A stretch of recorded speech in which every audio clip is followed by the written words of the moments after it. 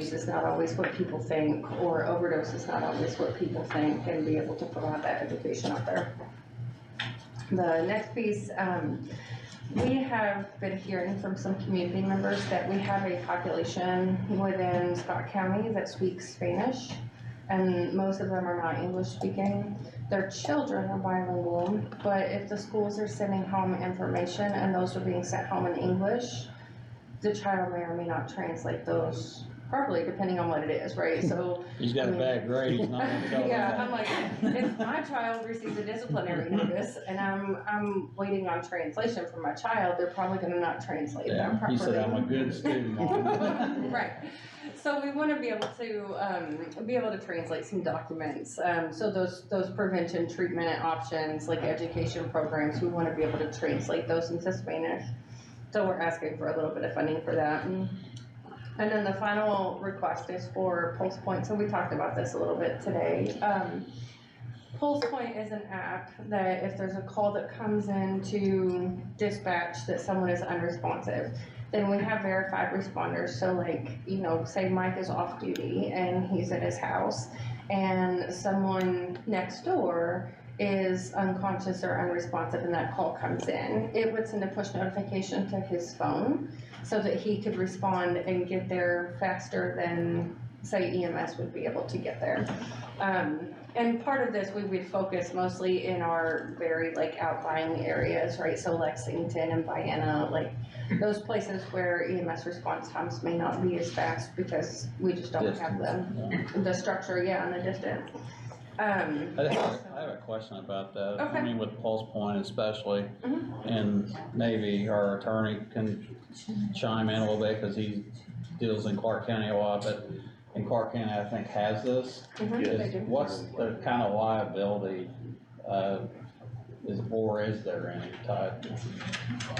Are you talking about in terms of which part of? Well, I mean, say, because there's one program that is like the pro version, which is medically trained professionals from the community who are identified and allowed to have access to an alert system that allows them to get to places probably quicker than the responding agencies. Yeah. I mean, I think the idea though is that the responding individual is operating in a completely private capacity. The vetting that is done on the front end is just to determine whether or not they should be based on like given access to this. And again, I think its responses to it only alerts to like public areas for the other group. Yeah. So yeah. So like if you're in a Walmart, for instance. So if somebody signed up to this, they would be on their own as a medical provider if that's what their that's what their expertise is. Right. Okay. And the only people that would be alerted to, like, so say a private residence would be medical professionals. If, like you said, if it's a Walmart, then anybody who's CPR certified that has registered could get that alert. But our bigger focus is having the trained medical professionals in those outlying areas. So what's the cost of that program? So initial startup is a little bit costly because it comes with creating aid stations that incorporate an AED. And then we would also have stop the bleed kits, epinephrine, and then naloxone as part of those. And then it's got the breathing barrier piece. So the initial startup cost is a little pricey because you're looking $15,000 for the purchase of 10 AED devices, give or take, right? It's about $2,000 for 30 stop the bleed kits, $1,000 we said for public awareness, like to go out to our medical providers and say, hey, like, you know, you can register as a verified responder. And then it's about $10,000 annually for the program. So you're technically buying supplies for whoever would sign up for this program. Correct. And, okay. Yeah. And the overall goal is to save lives, and so, and it not just, yes, it will hopefully help us reduce our overdose fatality rate, but it would also help with other poor health outcomes. So in Clark County, cause you told me earlier that you said Clark County's already doing this, is Well, post, not exactly. They have a pulse point program, but the verified responder piece is not, in an active state right now, to my knowledge. Okay. And your question was about liability. I think there is some issues that are heavily risk. well, and that's where I was getting at is, there's always someone that wants to be a devil with everything and say that if our 911 system is the one that activates this thing, what happens if it's misdone and somebody passes away or something bad happens, and they're gonna say, well, Scott County, your system failed, or your training or didn't fail, or, something happened to where we would be liable. I guess the other part, since you know a little bit about it, is Pulse Point working with their local EMS service to know that, because our EMS service, if someone's out there running a different program, they may be providing some sort of care that they don't want them to. Right. I think there's supposed to be 2 independent programs though. I don't know that there's, like, I'm not an expert in Pulse Point. Yeah, I was like, I know Dr. Yazel is the one that runs it and coordinates with EMS. I mean, so I don't know the fine details of that in Clark County. Well, but in your presentation, that's something that you're interested in possibly bringing to Scott County. Okay, well, I'm sure that's gonna be a big topic. I'm sure. The final piece that we have is, obviously, one of the things that we really hope for, is the interdisciplinary collaboration, right? Anybody that accesses these funds to help reduce our substance use, and overdose deaths and those kinds of things, which is what these funds are for, should be working across disciplines, across agencies, and working together. So that's one of the pieces that is really important. The other piece is that you guys get outcomes, right? Like outcomes data. So each of our programs already has program evaluation built into it, but we would have some expansion of that program evaluation to be able then to come back to the county commissioners and say, hey, we implemented these programs, these are the outcomes, so here's the reach, here's how many, lives have changed, here's the data points. You wanna know the bang for your buck? Yes, absolutely. So are you asking from Scottsburg and Austin also? We will be, smaller amounts, because the county is getting a way larger settlement than each of the city municipalities, but we are asking for both of them. To put it in perspective, I mean, the total payments for, these are all estimated amounts, they can change, but the total payments for 2022 for Scott County, the unrestricted share can be used for all purposes. Well, all. Yeah, I think it's all purposes, but same outcomes, right? The county's in that way, It's $111,529.93. The abatement share is $459,296.27. That's the county amounts. Austin's amount is $2,119.85. The abatement share is $8,729.77. Scottsburg's is like 3 to 5 times that number. I'm not gonna keep going through it, but just I'm talking about the differences. I will say though, this settlement is front loaded. So when you look towards the next years, don't expect to receive. No. So you're saying the first year, there is a restricted and unrestricted and restricted monies, and you're saying one's 111,000, the other's 459,000. Yes. Estimated. And that is on, and I do know that's an 18 year payout. Yeah, so when you move to the next couple of years, so like 2023's estimated unrestricted share for Scott County is $1,369.56. The estimated abatement share is $70,146.26. So, I mean, those numbers change, like if you look further down the road, there are some years where the unrestricted share goes way back up. But, it is, So is the total was like, what, 2.5 or something like that? total amount, the total abatement amount is 2.1 2.1. million, and the unrestricted is 675,152. These are estimations as of October 18th. And those have changed within the last couple of weeks also, Yeah. not a ton, but some. There's a big warning at the top that says subject to change. Everything is. Yeah. Okay. And all the 30 different plans that we have created have all collaborated together so that we're sticking within that, like a basic share. Okay. Sounds good. And then Phil, Hey.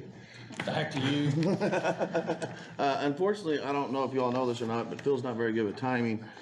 So he did not get his, packet in time to get it pushed through Tammy. So, I like to think that's because she still misspelled my name wrong the first time. So we're just going back and forth on We're that. just gonna stick to it. Yeah. And unlike, Chris, hopefully I will not drill on myself as well. He has before. probably. One thing that I want to, just make sure that we touched on real quick is, one, I think that we're here with all the programs that we do in Scott County is to make sure that these funds stay in Scott County and help out people in Scott County where they need to be and for our population.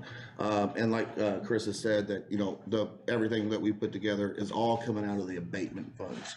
And if you notice that on Chris's and mine as well, we actually put where out of the abatement fund these pieces touch.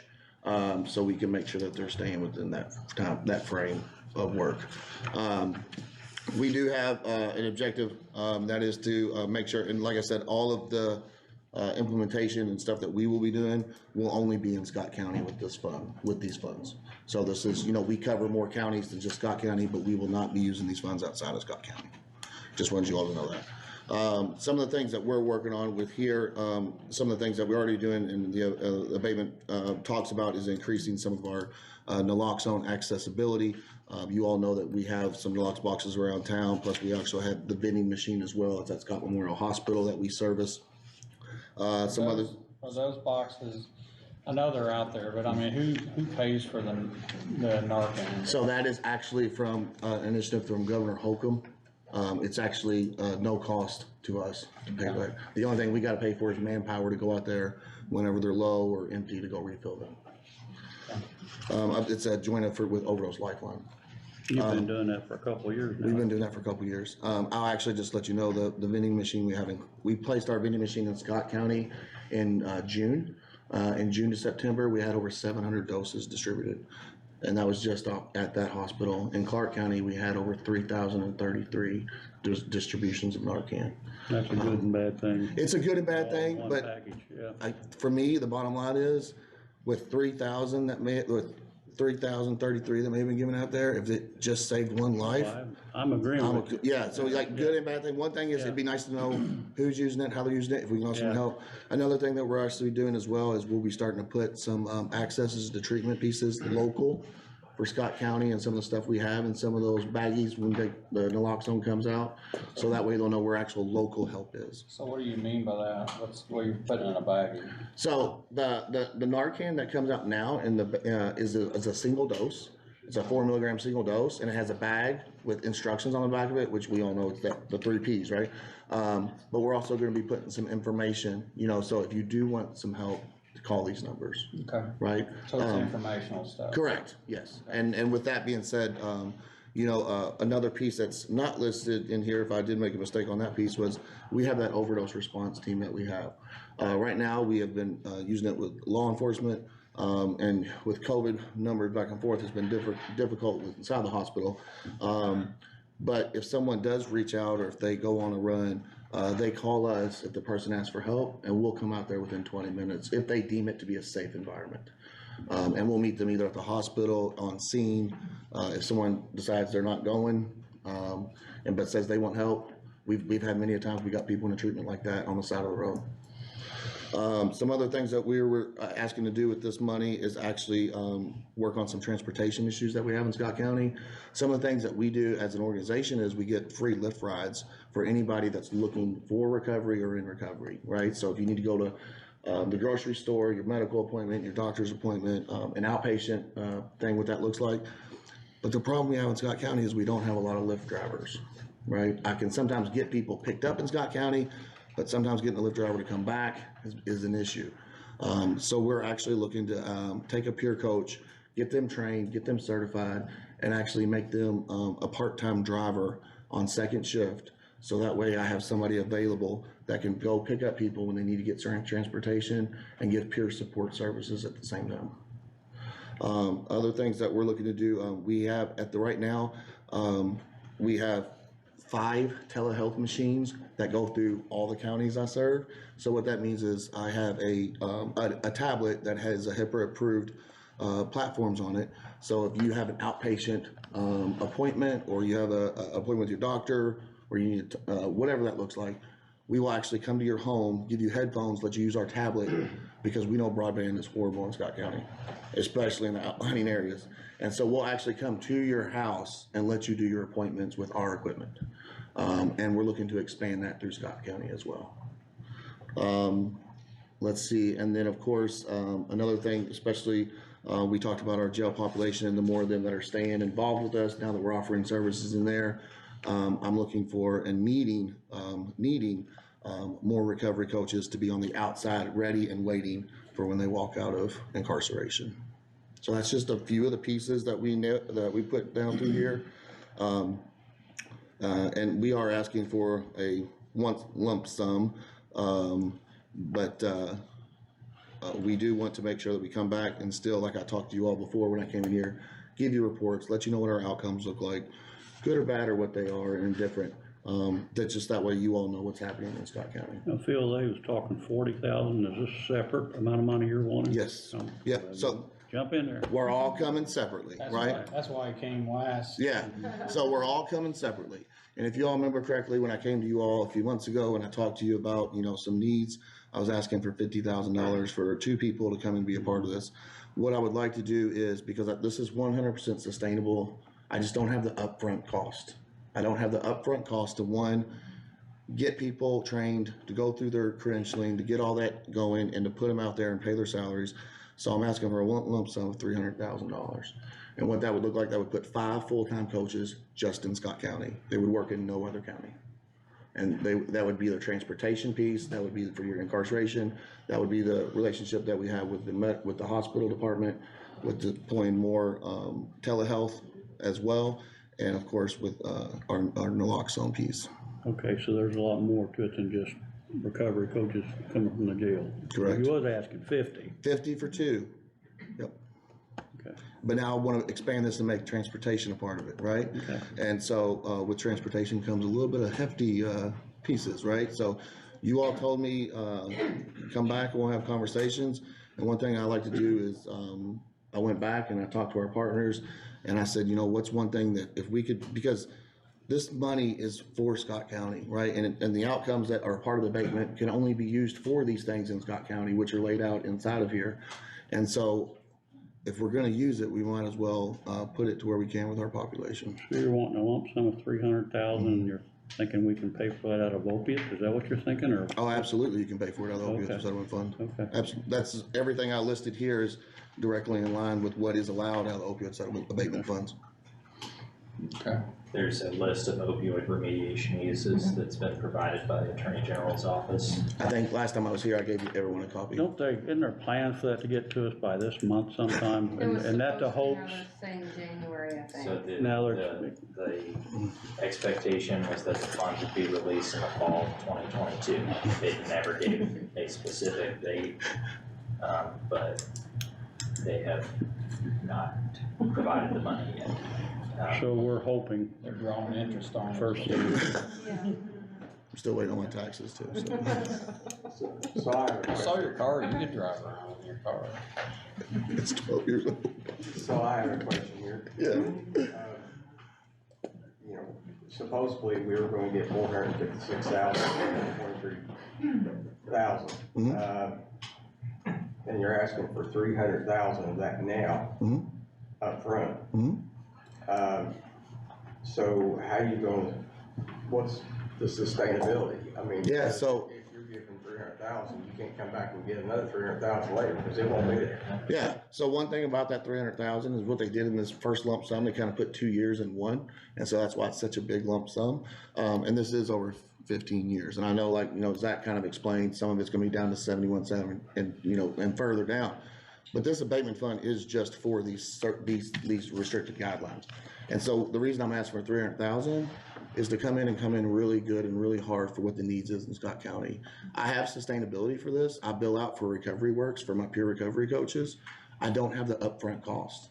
I don't have what we need. I'm a mile wide and an inch deep right now because I do service so many counties. I want to make sure that this stays in Scott County and the people that we get are only working in Scott County. But what kind of guarantee do you have that they will sustain this? I'm sustaining my programs that I have now with the same things. But you're doing it with a lot less money. So if you do it, with, you know, if you I'm double overseeing. your services and you're doubling your people and how do you know they're going to keep sustaining you afterwards? So right now, my services are pushed away and in Scott County at the same, because to get this grant funding, I have to cover more counties. So with this funding, I'm only gonna be in Scott County, and I've been sustainable for the last 5 years on doing that. And my goal is, with staying sustainable, is I have not only the Recovery Works piece that I have contracts with other recovery residences, that way I put people in. We have multiple pieces that we're working, it's the upfront costs that I don't have. So they're billable services. Thank you, that's a better So they're answer. billable services. I told you, the women. through They know how to. Insurance or Recovery Works is kind of like an insurance for people coming out of incarceration. So those are billable services, but like I will tell you as a mental health provider, if I bill Medicaid today, I'll get paid for that service a month later. And so it's kind of like if I hire a therapist, I have to be able to pay my therapist for essentially 6 weeks or longer, not including training and all of that upfront cost, before I'm even gonna start getting the return. Does that make sense, like on the billing side? And I think Recovery Works is a little bit slower than. Yeah, they say within 45 to 90 days. So I guess I kind of piggyback off that, if the $300,000 is approved or whatever, I mean, is there a breakout that you have of, hey, here's where Yeah. 50,000 going, here's Absolutely. where 60,000 going? I came in with a very good summary. I like to know, and I'm gonna ask him the same thing here in a few minutes, but. Absolutely. So I came in here with a summary, right? Just because this is a 3-person presentation. Just so you all know at the same time, all of my fiduciary and my fiscal liability is all through the partnership. So they have oversight on everything that I spend and where all of our money goes. But I can give you a complete breakdown on what this looks like for training, what this looks like for technology, what this looks like for a salary. Absolutely. When I see it, Yeah, we have a detailed budget. a perfectly round number, I'm Right. kinda wondering where that number Yep. breaks out to, so.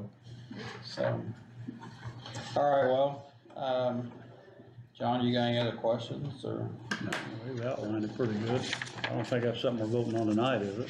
No, I think Yeah, it's, we don't have the money, so we're Right. Yeah. Well, yeah, go ahead, John. gonna be unlike some people, we're not gonna vote on a grant till we, have the grant, so. Absolutely. So anyway, so let me get this straight again. You guys are asking for 40, you're asking for 25. No, I it's think. 102. It's all broken What down. kind of, 102,000 Where- is total. The 25 is what I was Was that in the looking first for. part? Yeah, in the first part. So on that second page, it's 102 for alright, the first year. alright, let me change my number here, so. So you're asking for 102. And just for the public, again, this is opioid settlement money that we have from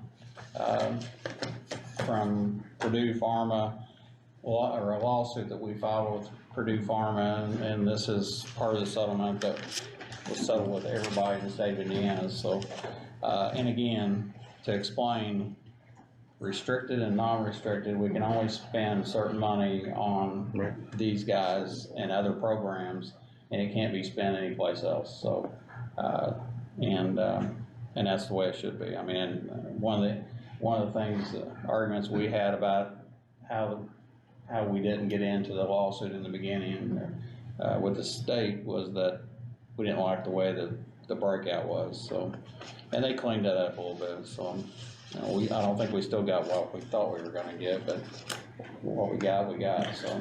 We didn't have much choice. Yeah, we didn't have They choice. just kinda said, here's what you're And, getting. and another thing I'd like to add with this, especially when you have such amazing collaboration between these three agencies, and I'm gonna throw us as an amazing collaboration in there as well, but seriously, They between didn't C. say that about you. I noticed that too, and it kinda hurt a little bit, but between Cease and the partnership, who's been working in this county for such a long time, to believe that we are a great partnership to have this conversation in front of you all, is we all sat down multiple and quite a few times, long painstaking conversations to find and see where the gaps are right now in Scott County. And so I know that this is individually coming to you all in different price points, but I hope, and I think we're all here together, that say these are the gaps that we all identified together and we're hoping to implement through The these. one thing that I wanna see, and I know you say you're gonna get it, Yeah, I wanna know if any of the programs are working. You know, I mean, you can, you know, throw money at the wall and it'll stick, but is it working? I mean. And I will invite you, so actually you can come Wednesday or Thursday too, but Thursday is our cease meeting, you'll hear about ECHO. But next month for our cease meeting, which is on December the 1st, right? I think that's the first Thursday of the month. We will actually have our program evaluation. And so she will actually be there to report on DFC and cease outcomes. So we actually paid Dr. Melissa Fry from IU to do a comprehensive program I mean, evaluation. it's like anything, if you're throwing money at something and it's not working, then we need to throw it somewhere else, so. Absolutely. Right. Absolutely. And, you know, if we have a program that's working and we're seeing success, then it's worth spending more money on, but if we're not, then we need to look at something else, so. Some of your meetings up in your office? It's at Lifelong Learning Center. Okay. He's also on Zoom. If you're not able to attend in person, we can send you the Zoom invite Okay, as well. that would be nice, yeah. So you guys got anything else? Just one of the things we would really like to stress is that, like, combating this issue is gonna take all of us working together. And so we encourage you to consider that, like, with these settlement funds, that it's being used interdisciplinary and not like in any kind of silos or anything like that. Okay. Randy? So you're wanting 300, you're wanting 40, and you guys are wanting 102. Hey, Yes, 102. so so that's $442,800 out of $456,823. and then you have the 111 at the, right now of unrestricted money. Yeah, you still got 100. Which, what I've understood from other populations and other counties when people are having this conversation is, you know, and Zach, please, it's really hard to understand the unrestricted to a degree. I know that it's unrestricted, but yet same outcomes are wanted to a degree. And so that's where they're having a lot of organizations kind of, because like you said, some people are really thinking outside of ordinary things of what's been happening for ways to combat this issue. But let me kind of throw my 2 cents in there, maybe I'm wrong, tell me if I am. The opioid problem that Scott County has, just like other counties have, doesn't necessarily start and end with the person that has a, you know, is an addict or has a drug problem. It's cost this county money and, you know, and other agencies and other divisions like EMS, we run 3 ambulances that want, you know, it trickles down to the county to where the county's paying more money, you know, in other areas, so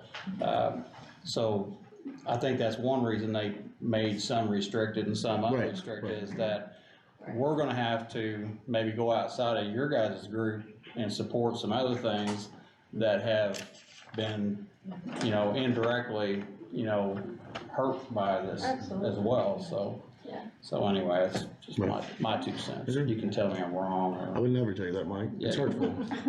tell it here. So anyway, Randy, you done? Well, I mean, I think I guess this is gonna be a pain in your rear end, but I would like to see like a business model, to make sure that, we pay this out and everything just doesn't go to crap, and next year you end up needing a lot more money than what we've got to sustain it, and you have to shut it down. Some type of guarantees. Well, I mean, the business model that we have with peer recovery, services and support, I mean, I can bring you in all the research and show you all the things that are working on there. That's happened from the East Coast back in the early 90s. And then I've came through, I mean, evidence-based is peer recovery support. It's actually one of the gold standards around pre, post, and during treatment. And that's what we're actually hoping to expand here in Scott County. I guess what I'm asking for is a business model and showing that, you have guarantees. Like the financial breakdown? Yeah. Yes, Okay. that you're gonna be here the next year, and the next year, and the next year. Don't wanna pay out a big lump of sum and you guys are not sticking around, and I know that's not your intention. Right. But, people are gonna ask that. Yep, absolutely. Well, appreciate your attention and your presentation, except yours, and it wasn't very well, thank you. I even put a nice little picture on the front, Mike. That's for you to color later. Thank you. Yeah, the logo. See you guys, thank you. Appreciate it. Kevin.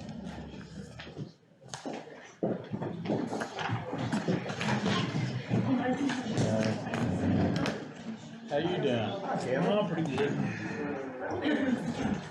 Pretty good. Yeah, pretty good. So, one little thing, we finally got on Lake Road, we finally got your rumble I saw strip. that, thank you. You guys might wanna drive it and see what you think. We could always add more if you wanted, Yeah, I forget. but I think Talking about like the tape down, that they torch down, but yeah, same effect. you're talking about that by the way. Yeah. Yeah. Yeah, we ordered them long, they just now came. Ordered them a long time ago. So I'm gonna go over a couple of numbers, with y'all here. Everybody's gonna see your password. No big secret there.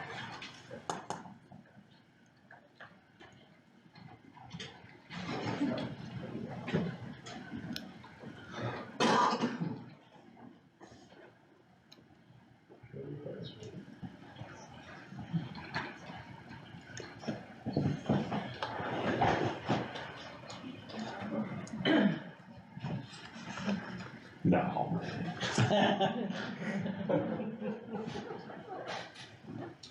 Must've been the password. It had to be. Well, the other one looks right.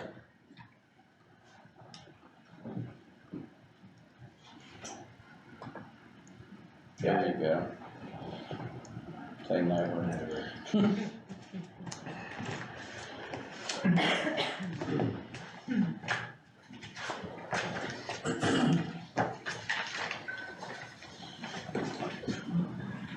So, I've been sitting in a Zoom meeting here the last few days, and, this is over payment preservation and asphalt.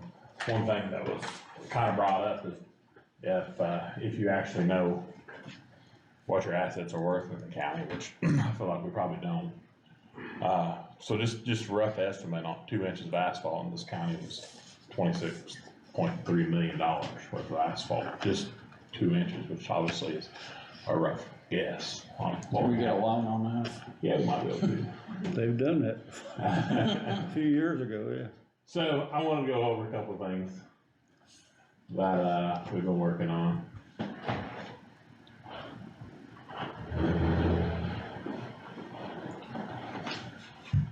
So I have some actual real numbers.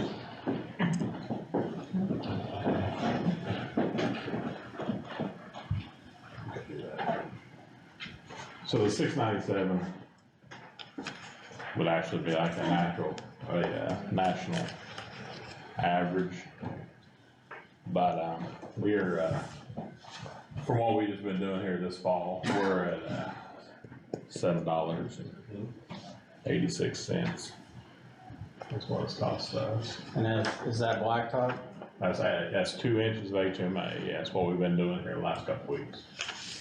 I'm gonna put a square yardage in for a mile.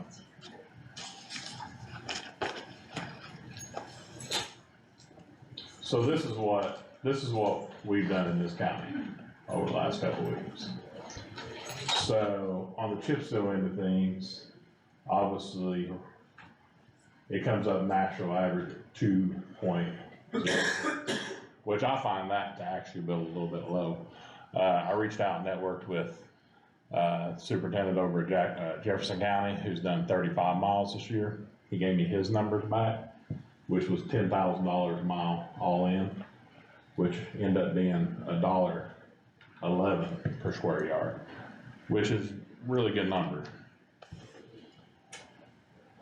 There's a life extension. You can see HMA. This is the natural average is 11 years, and that's in good condition. 6 on chip seal. It's no snow or Yeah, salt put on it. yeah, that's all good condition.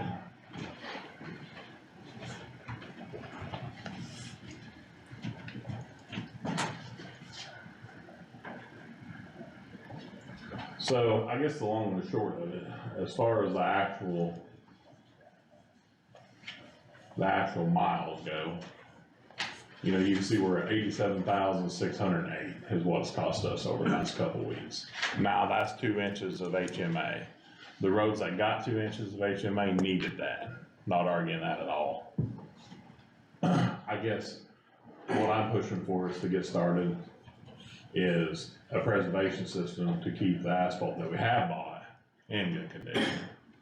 So this kind of shows right here, 12,372 is what it would cost to go over that and extend that for another 6 years. So, before you go any farther, if a regular blacktop road has an 11-year lifespan, and before the 11 years, we chip seal it, or on top of that, we're gonna gain another average 6 years. Yeah, so So you're talking possibly 15 years or something, or 14. here would be, and we need to build a good asset management plan, but here would be off the top of my head of what I would say.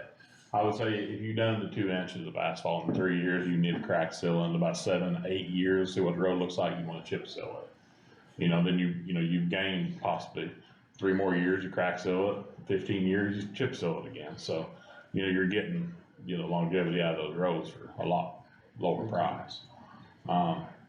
It ain't no different if you put $26 million in a deck and you put water sealer on it. I mean, it's basically the same thing. And to say that, you're saying the state's already doing this type of stuff. Yeah, so the actual Zoom training I've been in the last couple of days, it's Mexico, Moscow, and cities and counties throughout the whole nation. A lot of them have the same problems. A lot of them, there's all kinds of different preservation work. Obviously, it depends on where you're at on what kind of work they're doing. The counties obviously does a lot more of the chip seal work. The cities get into more of the ultra thin HMA and slurry seals, and they got a lot of ADA work to go around. Lexington, we done a liquid road, and that's like a cap seal. They do It's some of actually that. still doing pretty good. I think it's gonna work out well. But anyway, I'd like to take you to one more, just to kind of get to the actual cost savings over the certain years.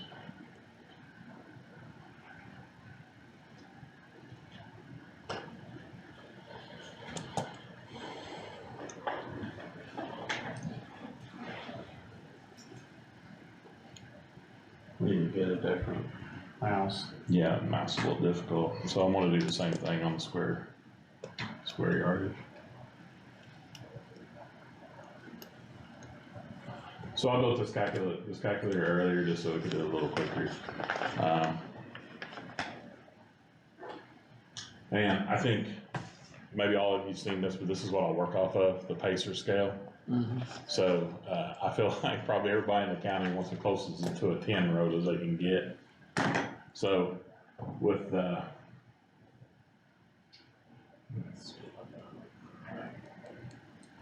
I wanna do, say Lake Road, for example, cause I was on it today. We put a good, 2.5 inches, whatever, on that road here this last year. So, and it had a pretty good base underneath it. So, another 2 inches capped on top of that's not gonna happen. So now we're gonna get into milling work. So, if you take it and go, if the national average is 11 years.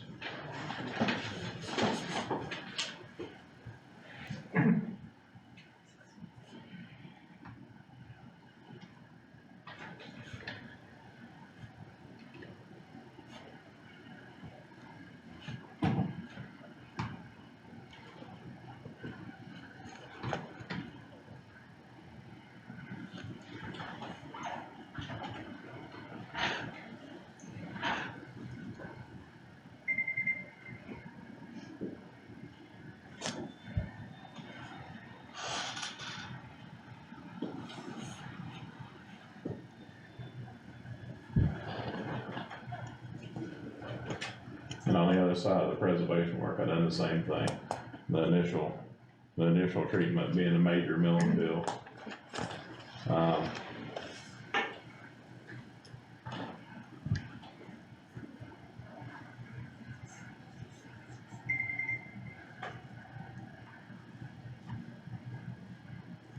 So this is what you were talking about earlier about 5 years you crack seal and. Right, this will give you the numbers that you wanna look at as far as cost saving, whether it's worth it investing in or not.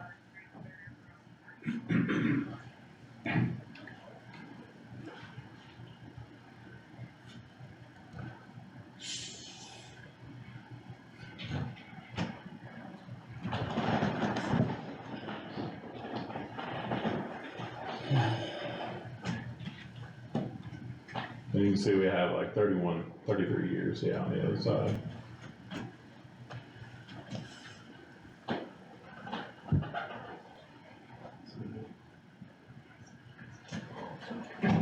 And we'll say when we get to that, we would do another, you can probably see a lot of the options, but I'm gonna keep it simple and just go to, that road's done after 33 years, and then it needs all milled up and new HMA, on it.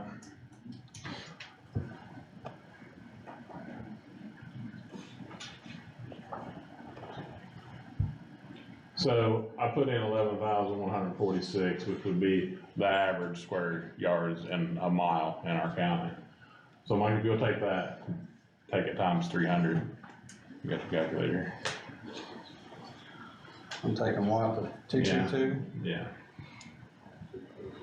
times what? yeah, 300 is about what our lane mile as far as asphalt goes. It's a big number. 66,742,200. So you get the same life cycle with a road in really good condition with preservation work.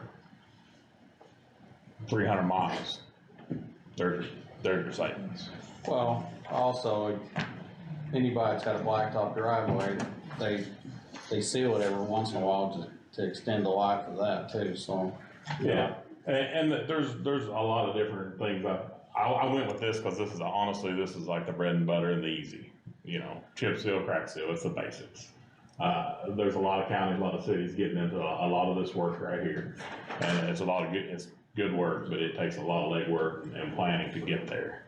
What I went with was something that is, it's a startup, in all honesty. Okay. Anyway. So it's a heck of a savings. I want to mention something real quick, that Kevin hasn't hit on. But a chip seal road, after it's been chip sealed,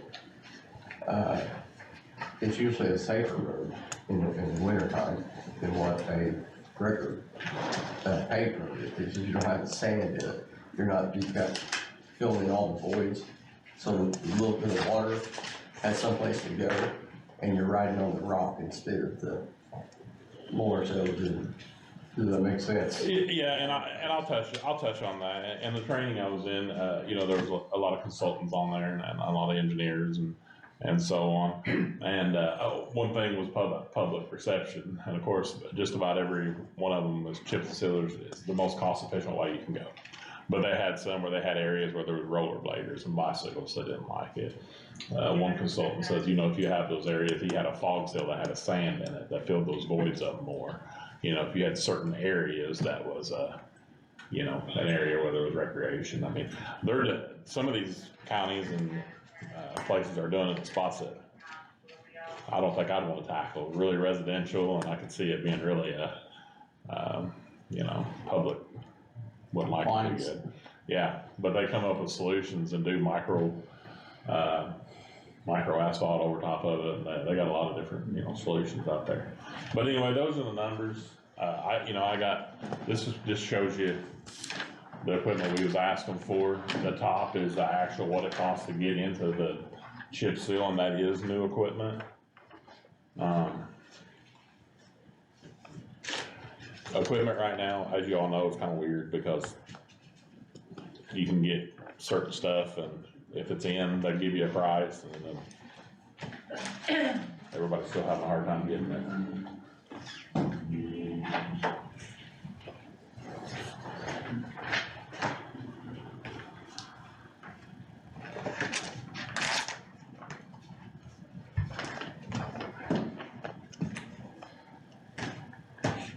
On the mower, Yeah.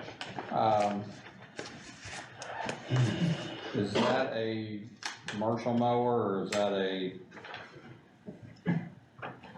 Which one? on the tractor with the side mount mower? The 115,000, 116, yeah. 116. It is, Yeah, honestly, I took the highest bid that I had, just so we could say, you know, this is what it. So that's addition, that's nothing to do with your chip. That has nothing to do, that's just our mowing equipment. That's just to get That the we mowing get, yeah. equipment, yeah. That's the mowing equipment. That list down there, John, of the last three was our mowing equipment. Yeah, that's what I thought. I just broke it down for y'all to look at and discuss, and, okay, you know, the needs that we have. that's what I want. I think the mowing's pretty black and white, we all know what that is. I wanted to break the chip seal down a little bit on what I'm looking at, when I do ask for the money. And, the rollers for asphalt work, roller we got is the 96, and the motor's gone in and out. They had a lot of problems beside the motor, or I would be more tempted to put a motor in it, but that was the least of its problems. They had a lot of other issues. Okay, So, well, I mean, if we're gonna do the business, then we have to have the equipment to be able to do it, so. And I still think it's a savings for us to do it versus hiring it out, so. John, you got anything you wanna add? No, Randy? Not really, other than the fact that, you know, I've said this before, I'm just gonna say it again, you know, the ARPA money was given to us. Everybody in the county will have to, you know, the taxpayers will have to pay that back, and I don't know of another program that we have, period, that we can give that money back to the taxpayers other than through the county highway garage, because that will literally affect everybody in this county. You know, there's a lot of programs out there that, you know, and they're good programs, and they're wanting this money too, but no other program will affect everybody like this will. So, I think that this is one of the best ways to spend some of that money.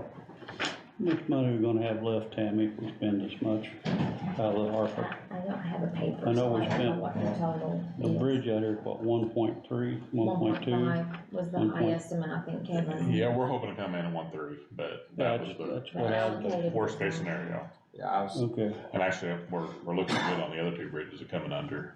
actually, I was under the impression we're gonna be under 1.3, so. They allotted the 1.5, but it was, the reality, it should be under the 1.3. so we've got some other money that I'm just trying to figure out what we've got, Sure. what we're gonna have left if we do this. Well, between your roof replacement, your roof reconstruction, and the bridge, as far as an appropriation goes, and that's what we're looking at, just the numbers that were set aside, not necessarily spent or going to be spent, but set aside. I mean, you're looking at 2 million of the 4.63 has already been reserved for just those three components, okay?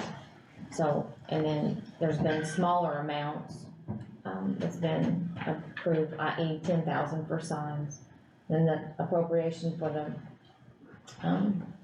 2022 bonus was asked for, and that's, so those are smaller amounts, so, you know, you're getting well past the halfway mark, On We the, had 4.6, 4.63. so we're well past 2.3. I'm talking about if we do this, this would be another 1.2, Okay. 2.5, so we'll be 2.6, 3.6, close to 4 million spent out of the 4.6, is that correct? Yeah. Actually, if you add the ARPA money and all the rest of that, it's probably just about expended all. Well, if you're looking at 2 and 1.2, Yeah, getting this lexic here, 1.2. You're looking at, you know, three-fourths of it spent. already been allocated for. That don't include in bonus and all that though, is that correct? No, the bonus will be on top of that, but. Yeah, so you're talking, big chunk of it's gonna be spent. So you're looking at 3.5 with that, Yeah, roughly, out of 4.63, so you're looking at about 1.1 million left, yeah. on in my the, head. on the money that was allocated for the roof, and then also for the roof repair, after we found out that the roof's been broke, or, you know, that we had a beam broke. I know we allocated more money than what was actually the bill. And I know you said, you keep saying allocation, but I mean, when is that gonna be When the wiped? budget cycle basically clears, the project can, if you've got an outstanding bill, amount can be encumbered, so the money is available the next year to pay that amount, like say for something comes in December, you find something you need to do with the roof replacement side, okay? And as long as we've got an invoice or a contract for service, we can encumber that amount, but then basically the slate is wiped clean, so to speak, and that money has to either be, it returns to the bottom line, I'll call it, the cash unexpended, and then it will be, can be then reappropriated the next year. Yeah, I know we allocated more money than it cost us, so. Are you still trying to get some of this money out of community crossing? We talked Yeah, about so that. I wanna last touch meeting. on that with Mike Yeah. said that, so, you know, we're gonna ask for council for the 334 paving this year. And we'll see what we get. That's what I need to touch base with you about, so. The number that we had for paving this year, the 87,634, that was hauling out of Scott County.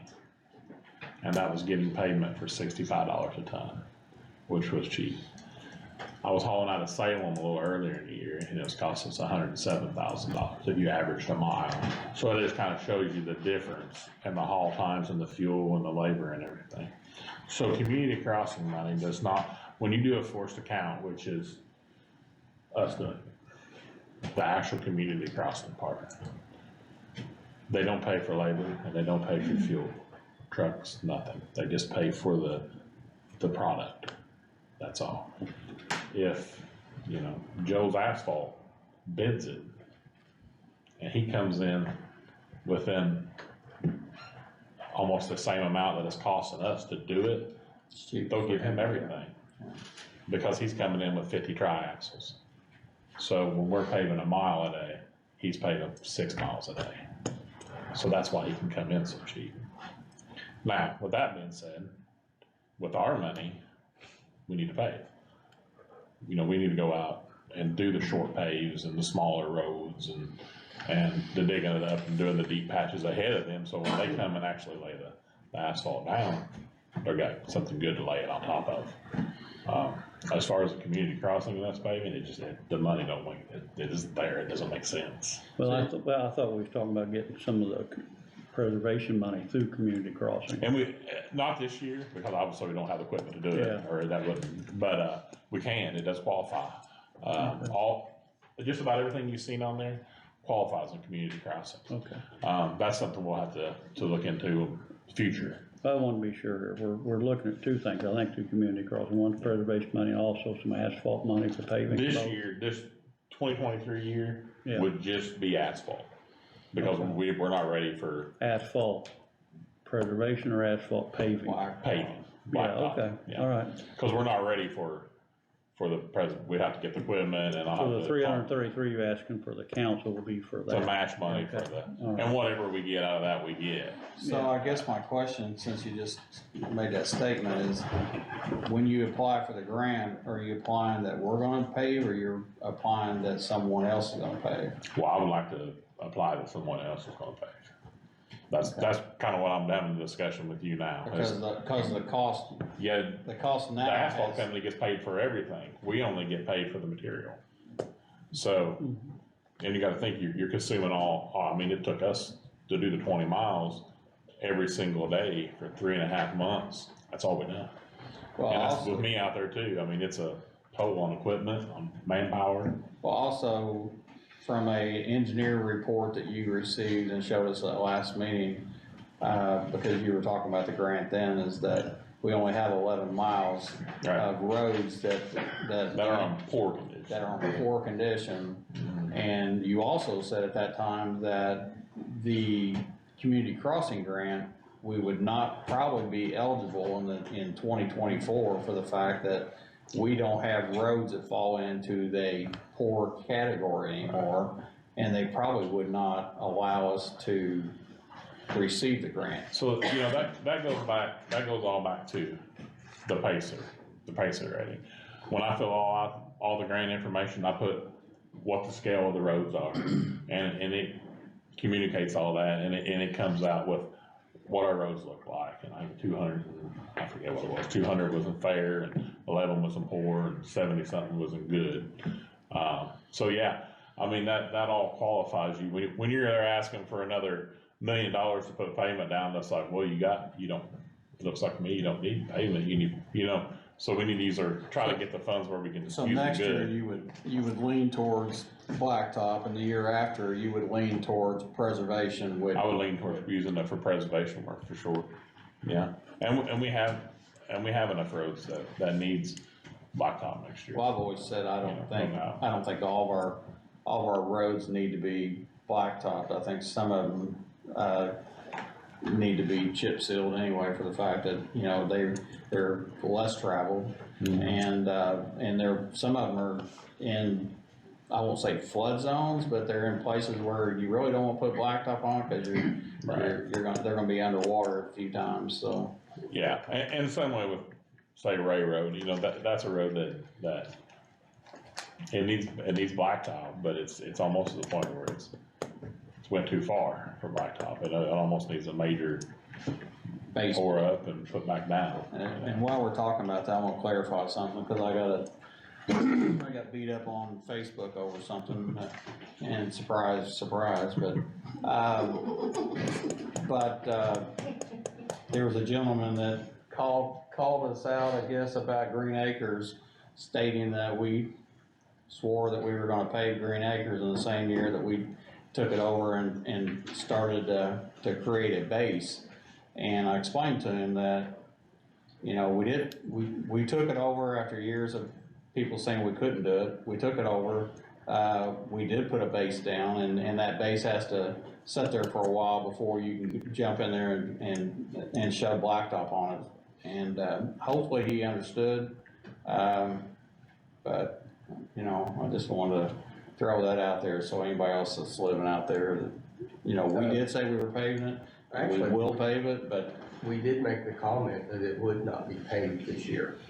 Yeah, I don't never remember hearing a time that we was coming to pay it. I did say it was a process, and the process is when the road doesn't have enough base down, we're wasting our money to throw blacktop on top of it. If I remember right, you all voted to spend $135,000 just putting base down and rock down on the road, so. So anyway, Pretty good investment. I just wanted to say that. When you crack, so the reason I'm gonna ask is, I was on the square the other night, and a bunch of guys' motorcycles over there, and they were all telling me they're concerned with the crack seal Yeah. for motorcycles. They claim, is there some kind of sand or something you could put in? I'm just asking, I don't know, because they claim on a motorcycle a little different than a car, that they can catch that stuff and go sliding. That, I can tell you, that's not the first time I've heard that Yeah, at the county level and where I was at before. yeah. The only thing I can honestly tell you on that is, I think just to give you an honest answer, is it's on I-65, it's on the on-ramp, off-ramps of I-65, it's on 465. You're talking about crack seal. Crack seal, it's all over Carmel, it's all over Fishers, it's all over the roundabouts. Well, I'll just I add- mean, I'll I just get add- it, I don't know. They asked me, I told them I'd Yeah, I ask don't you. have a good, I have heard it, I have heard it. I'll just add to that, the engineer that designed that rumble strip down the center line, they probably don't like that either. Yeah, and I think, I think probably some proper techniques, you know, if you got your preservation right, you won't have big globs of it, you're just actually filling cracks, so, that's something I could get with the guys and train about, all the stuff that needs to be skipped. Like maybe we're putting too much down, that part just needs to be cut out and redone, so there can be some merit behind it, honestly. All right, Okay, appreciate it. thank All right. you, you answered some good questions for me. Thanks for the info, that's what I wanted.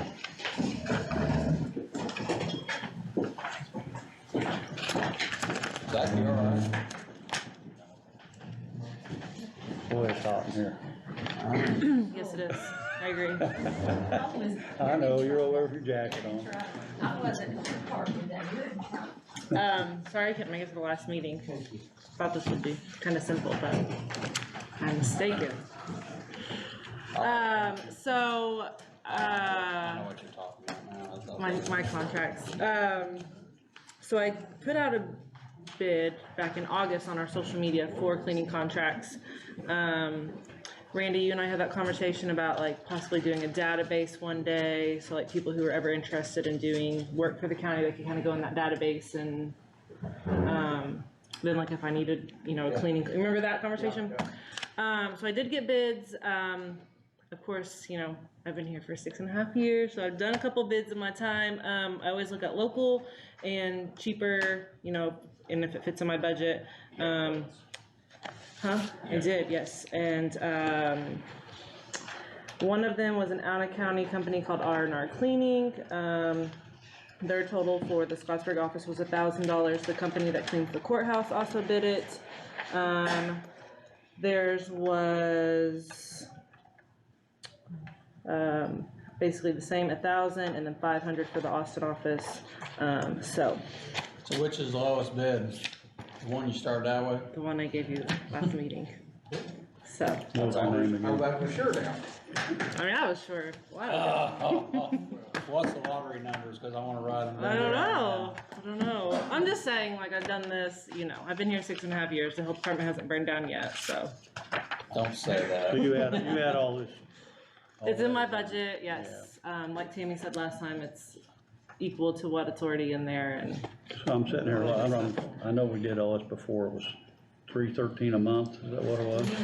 Austin is, and then Scottsburg was like 580 something. Okay. And then this company is out of Lexington, so it's local. I feel like if there's quotes that are very similar, you know, $50 So or you're so. saying the always go quote, the local. quote you brought to us last time is still Still the cheapest. the cheapest bid? Yes, So. not significantly higher than what was already budgeted for in my budget, so if I do have to transfer, which I shouldn't even have to this year because It's we've been less. without So cleaning, do you so. have the old one? Less. That is the new one, cause I had to change the dates on it. So is this, One's for Austin, one's for These are Scottsburg. the originals right here from home, let me Yeah, move forward, alright. it's 1019. Yeah, the only thing that's changed is the Okay. And dates. I ran tapes on that, and for 2022, we're looking at 10,800. but If you, I go by those contracts for 2023, Mhm. 10,716. Yeah, So it's so- a less you- than And you $10. got the money available. Yeah, and like I said, and it is local, which is important to me. Like I said, you know, if it's within reason, I like to stay local, even if something out of county may be a little bit cheaper. But this was cheapest and in county, so win-win. I'll entertain a motion, if somebody doesn't have anything that they wanna talk about. Is that Randy? John? And Zach looked over the Motion or contract what do you- and, We need a motion to accept, a service agreement with Healthy Clean Services LLC to clean the local health department at 1296 North Gardner and also 2277 Sweet Beef, Frontage Road in Austin, so. I'll make that motion to pass. Sean makes a motion for, and she does have it in her budget, so it's nothing we're Yeah. paying out any extra, so Randy? I second that. Randy will second that, and I'll make that unanimous, so. thank you. I will So take see how that. simple that was. I know, I just can't always be here with my home life. Got the littles at home.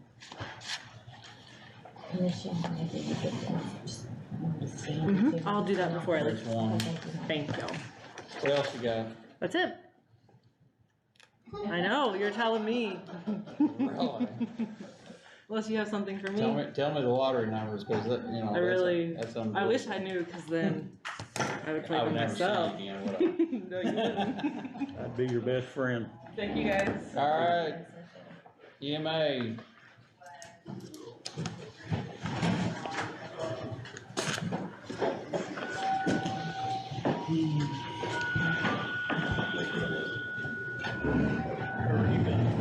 Doing good, ain't you?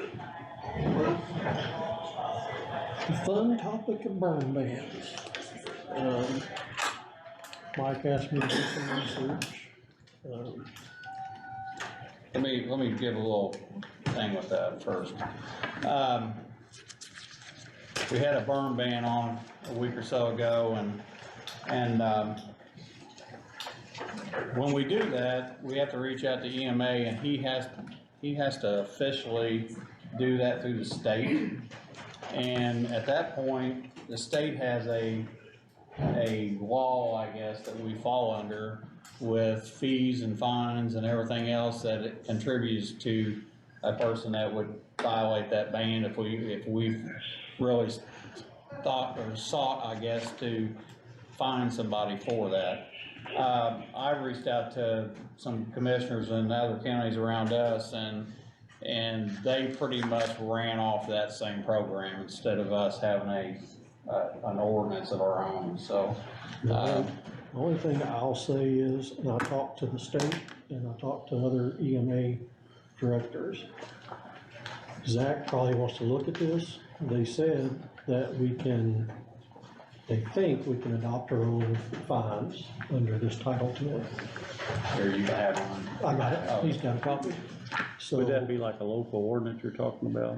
there's an IC code that can be written by any law enforcement officer to fine these people, and it's under this Title 10. Yeah. But they think that we can assign our own fine levels, because it's a $2,500 fine according to what Jefferson County has. I thought Washington County told me that their fine starts at $50 and goes to $7,500. That's why I'm thinking that each county can set their Their own own fees. fees. Okay. But I'd like Zach to look at it and do some research. Well, I just want it out there because I know a lot of people think that there's not. I know there were a couple officers I heard was asking what's the IC code and what's the fine. You know, I really, and I'm gonna be honest here, and probably people yell one way or the other, but I really don't want to fine somebody. I want somebody to understand that we have a problem because it's dry and not to be burning recklessly, I call it. And I did go out to a burn complaint on Zion Road the other day with Johnny Coomer, and kind of did an education to the homeowner. Well, everybody that I know that had someone visit them were all very polite, very cordial, and understood, so. And I don't know if there's not a good way of getting everybody the information that we're in a burn ban, but there were a lot of people that knew it, but there was a lot of people that, you know, maybe didn't know it. So that's why I said I really don't want to fine somebody, but I also know that Jefferson County on the line had a pretty bad fire that ended up being a 2-day fire, so the other thing is, like me and Tammy talked on the phone the other day, that a $2,500 fine, if you're burning your trash and you catch a half acre of your own property on fire, compared to somebody who's doing the same thing and is negligent and catches 100 acres on fire.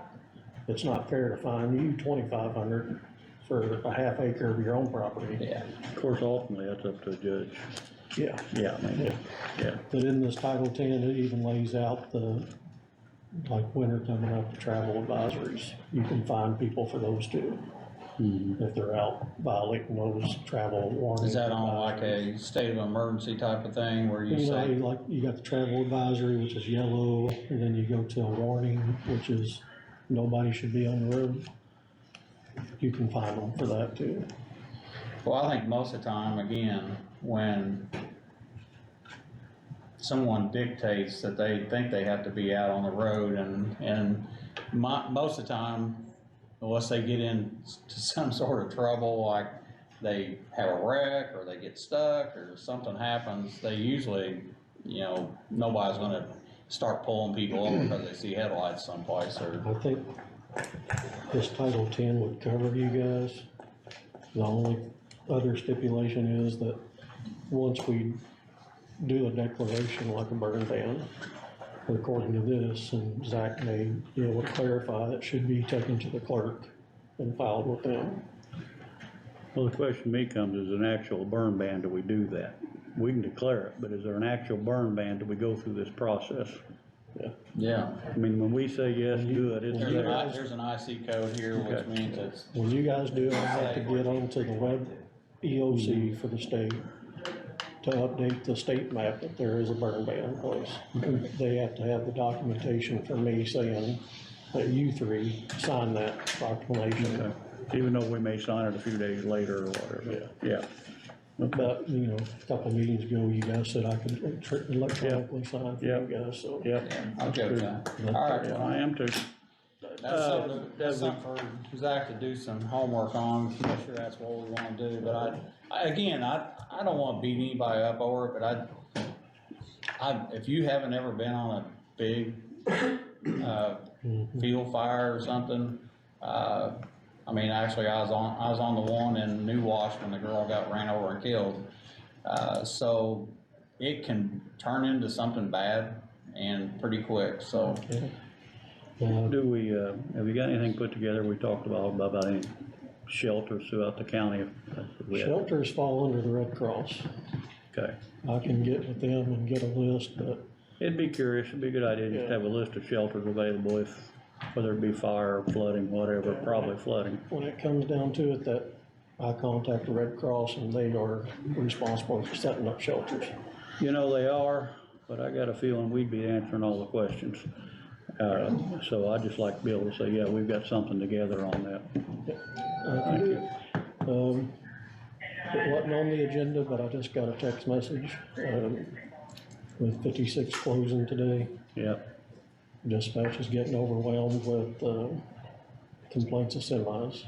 Well, we need to get the roads because, and I guess, I know it's gonna take 2 weeks to post that and to do it again, Go but, through the process. They wanted me to bring that to your attention, that semis are, was Yeah. it 56 now, they're taking we need to do those that. county roads, so. We need to do that sooner than later, and maybe it's something, if we can get it wrote up, Zach, if we can write something up, What are we talking? How many roads we talking about? talking I know they said Lakewood, Finley, a we're lot talking of, Finley Firehouse and, Well, Lake should already be done. Oh, you're talking about Westlake. no, we're talking about, well, they're gonna have to take Westlake and those roads to. Well, I think we did Westlake already. Lake mean, the Road lake. south of 56 was on the Pigeon Rouge Yeah, project. I think that one's covered. It's, How much did you say I think Bolton was too, wasn't it? how much did you say? the Exactly. amounts were? I said 50. Boatman South. Starts Yeah. at 50, Boatman goes to and Lake Road south of 56. $7,500. I can saw pull that one. I think we put Bolton in that too. That only leaves, So we're gonna look into that, right? Any violations? well, I think we've already got Lake and Boatman done. But probably, Well, they're not if gonna they get off close of it at Lake and Finley Boatman. Firehouse, They're then going people to are gonna Finley go. Firehouse. Yeah, They're going to Finley Firehouse to probably, what is that, I always get it wrong, Bloomington Trail. But if they're going the other Going direction, to they would Little get York off. Road all the way to 39, so, Well, 39's closed too, so if So they're they're going to trying to Bloomington get Trail.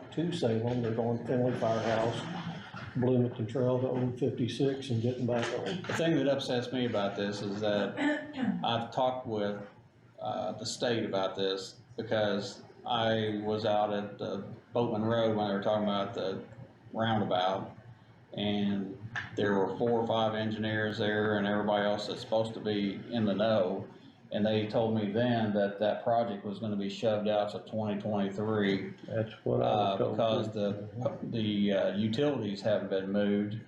And then I hear they're gonna be, it's gonna happen, and this is a month ago, that they are gonna do it, then 2 days before we're supposed to do it again, they canceled it again. And now, you know, a week before it does it again, they're saying we're closing it next week. So, Yeah. and I did, speaking of that, I went down to 31 today or yesterday actually, and talked with them. They're still talking before Thanksgiving that they will open that back up, so Last I heard, somebody said that it wasn't gonna be, but it is gonna be. They got delayed because of some, something to do with some steel, and, they got that fixed, and they were actually supposed to pour the decking, Friday, and they're gonna pour, they said they're gonna pour it this Friday, so. yeah, if Zach will look at this and see if you can impose your own fine level. So. That would be a good in, idea. Jefferson County does it, or Jackson County, or I'm not sure, Jackson County is not in the same district as we are. So I'll check with, District 9 EMA Coalition. so where they have fines, and somebody is fined, who gets the money from that? That's another thing I was gonna see if Zach would check on, cause I don't know if that would go to the state or go to the county. Well, if we set up our local ordinances, we Yeah, if could you set probably up keep your the own money ordinance. instead of using state law. Is there any way that we, if you go to the fire department? We could actually do that with a lot of different things. That's my question, because I would you know, like we to all see- have volunteer fire departments that comes out of their, you know, budgets and everything, of course, you know, they can, I would like to see a Offer portion of it go insurance, to but EMA, That's a good idea. because, I mean, with budget constraints the way they are, if somebody was fined and even 10-20% of it go back to my department. Well, like you say, Zach could check, but I got a feeling we'd have to set up our local ordinances, match the state to be able to keep the money here. And then we could, if the money comes back here, then we'd have I to. wouldn't, I guess my concern is, and I'm not opposed to that. But like this time, when anybody called out, it was the fire department who went out and checked to see if there was a fire and asked them to put it out, which they're all volunteer firemen. I don't think they was going back to the station to get a vehicle. Most of them was driving their personal vehicles, and that fuel was coming out of their pocket. I understand, So that's why I'm concerned about it. it's a burden on Well- everybody. that's part of being a volunteer fireman. It is, but that doesn't mean that, you know, We need Zach to look at it. you have to pay to be a fire, you know. Zach Once review you're it already and paid. get back with you Yeah. guys and see where you All want right. to with it. Appreciate it, That's all I got. Thank you, sir. thank you. Moving right along. I don't have a time stamp, that's all. If you're gonna pull that out, I don't trust you. Good evening. We've been arguing over that Kubota for a long time, haven't we? It's There's fine. no more arguing, Good, that's great. Talking about it, not arguing. conversing. Yeah.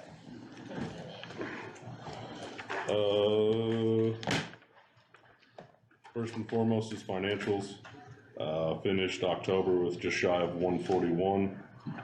So that puts us at 1.34 for the year. So we've got still 2 months of deposits to go.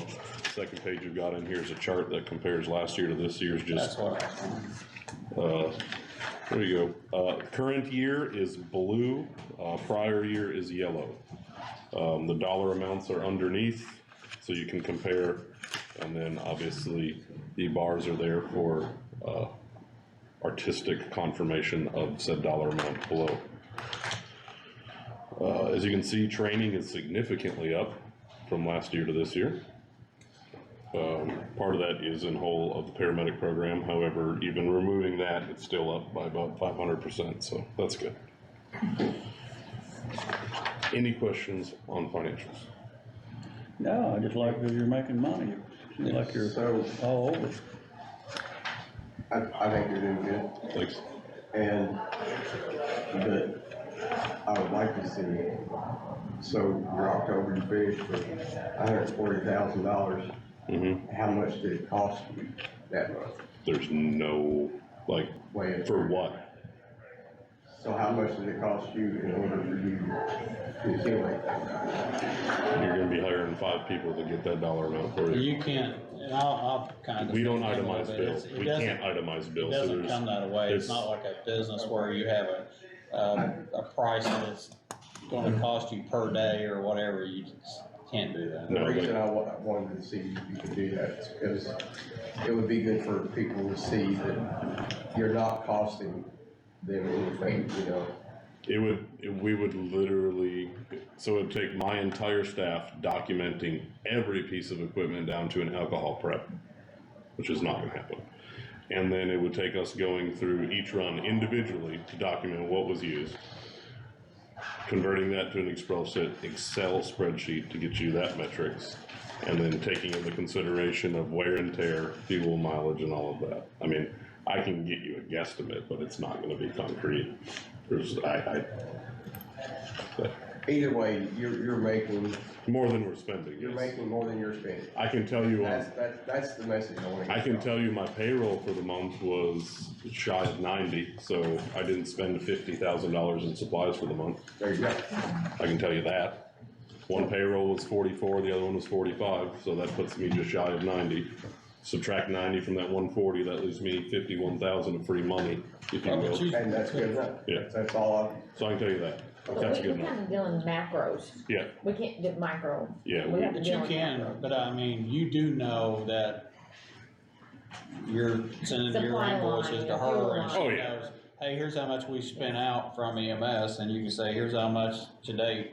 And it may be in a bad spot at the time because Right, because- there might be more bills than there is Payroll- revenue at the time. Payroll can hit before my revenue does. Revenue can come in and be extremely exacerbated for the week, but we've brought in more than we spent this year as a And whole. again, it's historical too.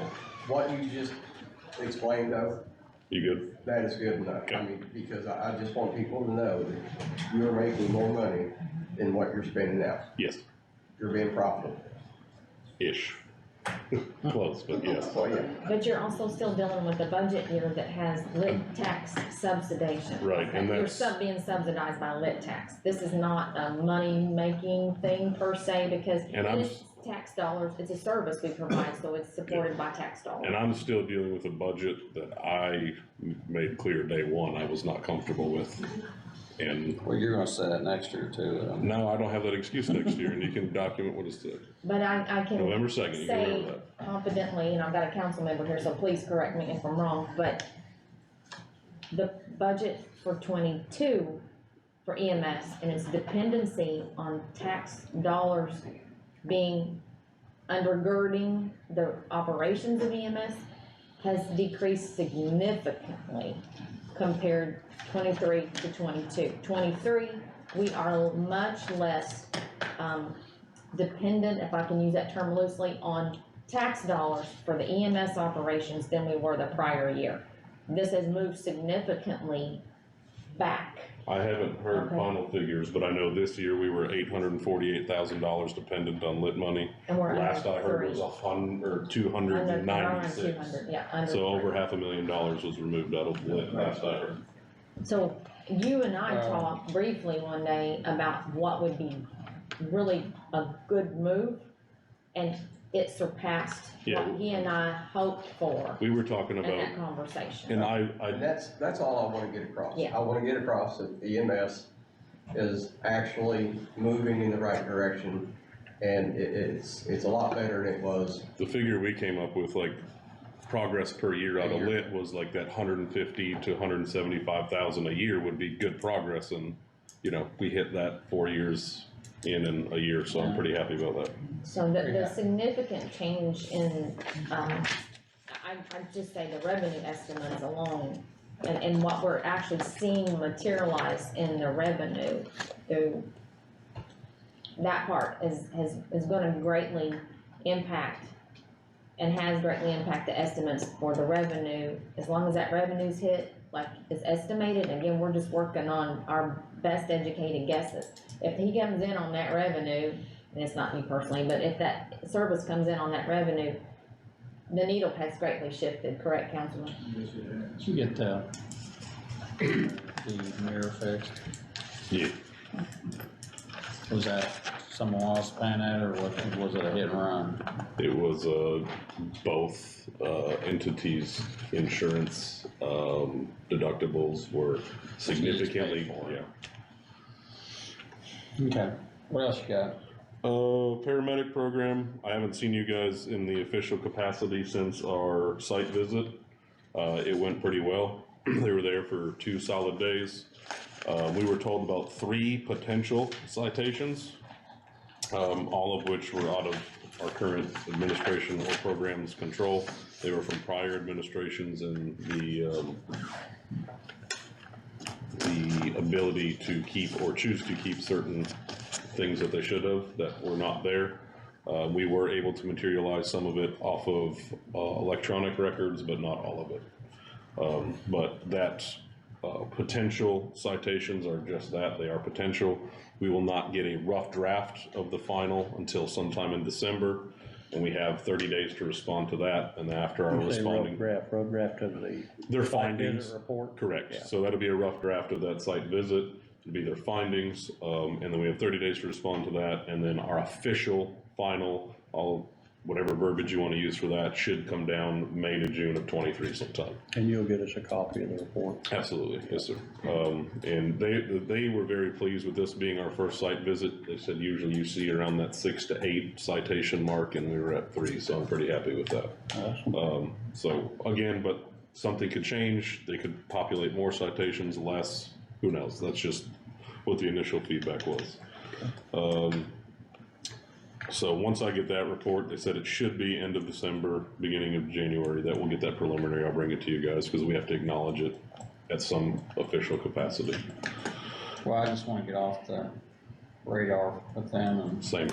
not have to fool with them all the time, so, even though they were nice. I Well, they were mean, very nice, yeah. we just need to get Just pay them their money and accredited. move on. Be done. Yeah. Yeah, I think we'll get there. The Halloween dinner, I just want to say thank you, 3 of you that showed up and everybody else that took time out of their day to show up. It was a very good turnout, I feel like. It was, and I'm sorry that I had to leave so early. Well, you're good. I had a granddaughter birthday, so. Good thing. We just wanted to open our doors. I know we're kind of the forgotten stepchild of the public safety industry, and it's not just here, it's everywhere. So we just kind of wanted to open our doors and have that ability for, not to be an excuse that we didn't know where we were at or what we do or any of that stuff. I was So, kinda impressed with the 3 in the suits, so. I was yeah, gonna say. they had to, I feel like it was a service after. Did Daniel not kind of put this together? Daniel did. Daniel came to me and said he'd like to do something, and I said I see no reason not to, and he orchestrated 99% of that ordeal. So Good for him. From what I saw, it was good. Yeah. Yeah, I enjoyed it. Kubota, Here we go. here it is. Now you're gonna sell it. Yeah, I'd like to sell it to get. No, I'm just kidding. We took it to Jacoby and Seymour. Anderson's couldn't get us into like 6 to 8 weeks, and that kind of puts me into kind of the time that I need it. So that was a no. Seymour or Sellersburg was not super friendly, so I didn't want to deal with them anymore. So we went to Seymour. It's true. Took it to Seymour. They gave me they told us that they could do the repair that was needed, but they could take one shot in the dark to not have to replace everything. They had to put it on a lathe and do all kinds of stuff and refinish and put some different races and stuff in there. And I said, well, will this cost me more? They said, no, if this doesn't work, it'll cost you about $200 in labor the rest has to come out regardless. So I said, try it. They tried it and it worked. So instead of being $6,000, it's gonna be about $1,000. So Yeah, just that's- wanted you to, we have it back and it goes a brisk 28 miles per hour. That's better than 6. It's better than the 6 we were getting, so that is a grave improvement. So there will be 2 bills came in, one from, there was an additional part that they had to order, so that'll be in a second invoice. The first one we got was $686, somewhere around that. The other one will be right at 300 and change, so right at $1,000 instead of the So $6,000. is there a lesson to be learned? What? Don't leave it With out. salt. Yeah. Oh, no, we're not using, the salt thing is no longer gonna be attached to that machine. Well, and actually, it just matter of cleaning it if you did do it. doesn't it? Right, it's Yeah. just, instead of letting it sit there and, Yeah, and rock corrode. away, yeah. yep, Okay, good. so that's fixed. And I just wanna let you guys know, Here comes the bad news. yeah, here's the bad news. We got 5,000, this looked to me like that Yeah. bonus, so there's enough. I'm out of money for fuel again, or I will be at the end of the month, which I told you guys I knew that. it was coming, that the initial appropriation was gonna be for what I thought would get me through September, and it actually Here we are in lasted. November. So it got me through an extra month.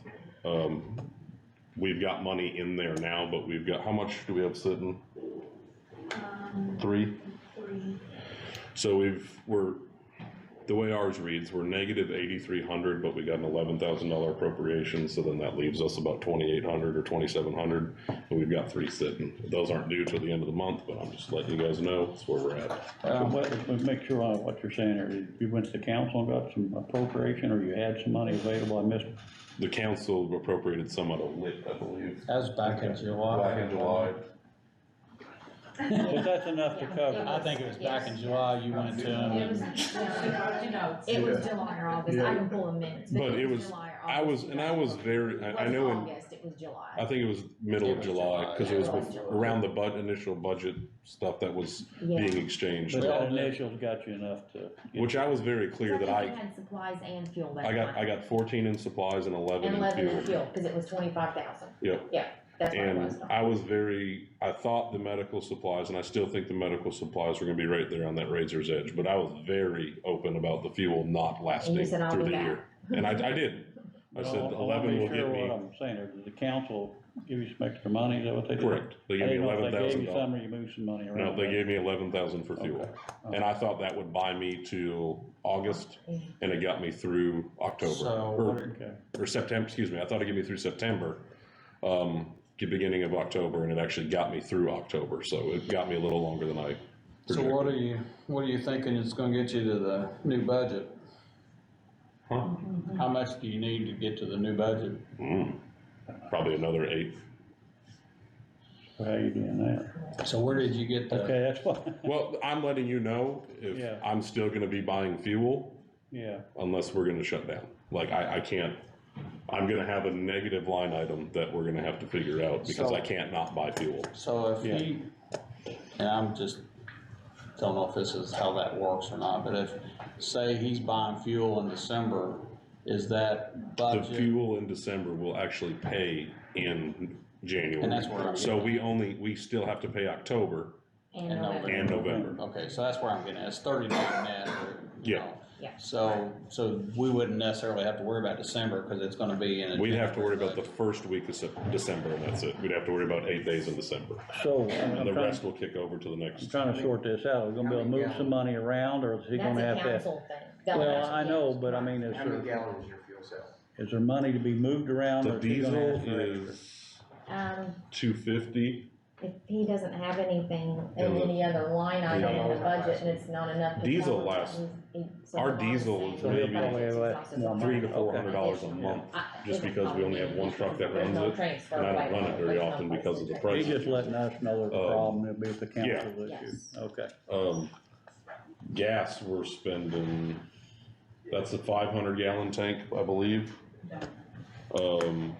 And we're spending probably a little over 1,000 to 1,200 a Is your month. diesel tank filled up now?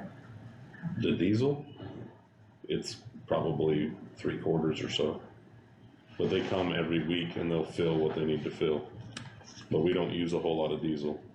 Right, but there's a nasty rumor out there that diesel might be gone, Well, coming up shortly. So I wanna make sure you have, I've probably got,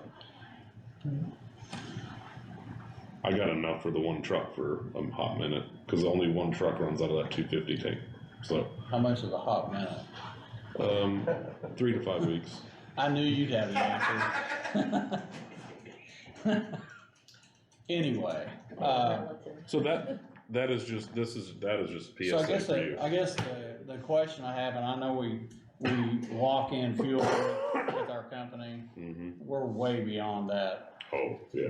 So, but they're still supplying us with the fuel, we're still, so when you say you're buying it, you're not buying it at a gas station, you're still. They're still filling up Premier there. or whoever's still. It's still cheaper than paying pump prices right now. I get that, and I agree with that. Well, That's just a FYI. I know, but I mean, I knew that, I mean, so so, you lock in another, The ability to lock in is not until March, I believe, when they're still on that 1 year thing. So we won't be able to re-sign a new contract until that contract time frame is up. so, your price per gallon is saying what? You're saying it's cheaper than pump prices, so. Because it's variable now because we've exceeded the amount. So we're paying their variable rate right now. Right. Which they're, 340 plus delivery is still putting us at 350 when pump's 360, 370. I mean, it's not saving a lot, but yeah. And our, company. Even does before we were at 372 with delivery, so it's about the same when we were at that. Company does the billing's taking the taxes off. Say that again. We shouldn't be paying taxes on the fuel. We have that whole Malcon thing we do. That's what I'm saying, is that taking, I know Malcon does things, but there's, We get paid, we get charged a different rate because of, but Zach can tell me if I'm not wrong here, and maybe we need to do this, but we shouldn't be paying any taxes, or we should at least be getting reimbursed for the It's taxes. federal. it's a federal. It's a federal But tax. is anybody doing State that? tax, we're still subject to, right? Hmm? Are we still subject to state We're, bill we're, taxes? we are subject to the Federal. federal surcharge that they Yeah. put on fuel. We still have to pay that, Okay, which is like 12 cents or something. okay. It's not the full, it's not a tax have to per pay the state gallon, it's tax a also? surcharge that's on it. Cause it used to, and I'm talking to an old timer here, but we used to get reimbursed for that if you filled out the proper forms. And that Malcon is what's going back. If we have paid, if our fuel purchase records indicate that we have paid a tax that we can be exempted from and get a refund on, That's what they Malcon takes do. care of that for Okay, us. so we're getting. Yes, we are, she is doing that. Okay, so when the new budget comes in, and then when January, or whatever, when you lock the fuel back in, that if it goes down to where it makes more sense to lock it in, will they allow you to lock it in for just a certain amount of gallons, or do you choose how many gallons you're gonna lock it in for? So that is the, I guess, double-edged of it is that you have to guesstimate how I many know. gallons you're gonna use. I get that, They don't give you a threshold.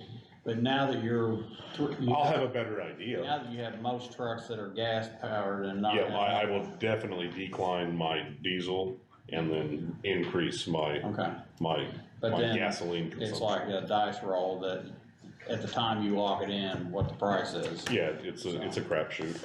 Anyway, Don't mind, since you get what is. what else you got? That's it. I see down here, is there anything? Yeah, is there anything you need So, from me? don't ask that very loud. I'll tell you no if I can. buy as much fuel as you can between here and the election. I can't, I got no money. Well, Daniel, I the appreciate it. council all knew that you were gonna come back. I mean, I hope, I mean, it's a situation where, everybody's affected by it. It wouldn't be any different if electricity or anything else went up, so it's unforeseen, so. It's one of them have-to-haves, you gotta have it. and I mean, I think our Unless we income, go to electric, then they'll all burn down. yes, no, thank you. I think our income's proving that our runs we're we're doing the runs, it's just, we gotta get there, and, you know, like I said, you know, and it's no fault to the prior administration, when they did their budget for $50,000 of fuel, gas wasn't $4 a gallon. So Nope. doing simple math is $2, so simple math, it should've got them through July, it got us well past July, it's just, you have to, it's nobody's fault on that part, as far as that was in control of it anyway, I agree. so. Thank you, All right, sir. thank you. Appreciate it. Appreciate the work. Thanks for coming. I don't know what that was, but. Nothing, you didn't see it. Employee 22 bonuses from our, I know I asked to put that back on there, but I'm gonna just, pass on it. We have already passed it. The only reason and I'll explain why I did, or talking about it, is that I was under the impression that the, council was talking about anywhere from a 3 to an 8% raise. Or maybe it was a 2 to 8. And I said, but they gave them a 3, or they decided on a 3. My only concern was that if we were talking about an 8% raise, that I would not probably be in favor of doing the bonus, but since they did a 3, I don't have a problem with leaving the bonus intact and just, you know, going on with it, so. Mike, appreciate that, I really do. 8 was something we couldn't afford. I get that. 3, we tried to give somebody else something. Bonus, everybody don't get it, but, no, everybody. Everybody will get it. Everybody will get it, but the raises, there was some that would not get it, and I think And the bonus is for this year. The bonus is for this year and the raise for next. so I appreciate you. Well, I mean, like I said, at the time, we were under the impression that we were talking about, you guys were really pushing for an 8%. No. And I was like, that might have been. Heck, I was hearing layoffs. None of us know nothing about 8%. Okay, well, then, Somebody asked for it. Yeah. We know we did. okay, well, like I said, I think, and I'll let these guys talk too, but I mean, that was the only holdup I had, was that, let's hold off on the bonus to see what you guys were gonna do at the raise, and if it went wherever it was gonna go, then, you know, we'd play with that, but if it was 3%, I for one will say just leave it like it is, so. Well, I'm glad you did it, cause I mean, all the information I'd get from different council people is the next year they might have to lay off because there wasn't enough money, so it sounds like you guys dug in. Yeah, well, it's true, but they're the people who vote, so that's who was telling me, so anyway, I'm glad it worked out like it did. Well, I'm glad you guys decided to leave it, Yeah. because it's well deserved. I'm going to just say that I'm glad you guys gave them the 3%, and I'm glad, you know, for the bonus too, so. Thank you. You got a question? Yeah, so I haven't heard anything about my budget, but I'm not here to, so just to clarify for my people, they'll still qualify for the bonus, they don't qualify for the 3% raise. Right. Assuming that you guys adopted that tiered system, correct? Correct. You'd get up to 3% though. The tiered has been adopted. And I checked it with Raymond Jones in office on Friday, and you'll be very glad that your tier system, because in almost every tier that you have, it exceeded Yeah. by a few pennies of 3%, which is awesome. Right. So there was really no. I just wanted to make sure they'll Yes. still qualify I for the didn't. 13. I told Raymond, Just not the 3%, because their 3% is It's not nullified by added the to, tiered system. it's not added to the tier system. Right. I think maybe you and one more gets the 3%. Yes. Okay, Everybody else's tier system. perfect. so, I hadn't heard anything on my budget, so I didn't know. because I wanted to make sure that kind of got tested against that 3% raise, because I didn't want any significant It was real close. harm to be done by adopting something that maybe at adoption we could have tweaked just a little bit to make it come within line. You see what I'm saying, to get to that 3%? So Raymond and I checked for tiers. We're good? Okay. No, we are good? Mhm. Cool. All right, well, We appreciate everybody who was involved. in I that. appreciate you guys, and actually, I'm gonna say it, I appreciate the budget work you guys did, cause I think we kinda save the taxpayers a little bit of money maybe. Like we did too. So that's a very unusual thing come budget time, so, but I appreciate it. So maybe we can work harder for that, but. Absolutely. All right, moving along. Consideration of the October 22 regular monthly claims. Everybody had an opportunity to look at the claims. Yeah. I'll entertain a motion to accept the claims. I'll make a motion to accept. John makes a motion, Randy. Second. Randy seconds that, and I'll make that unanimous. So.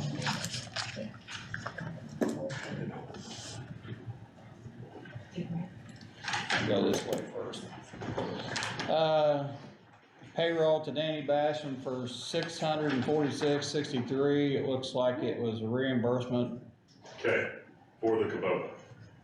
So he went to pick it up, they would not net 30 us, they would not take a credit card over the phone. So he chose to pay it.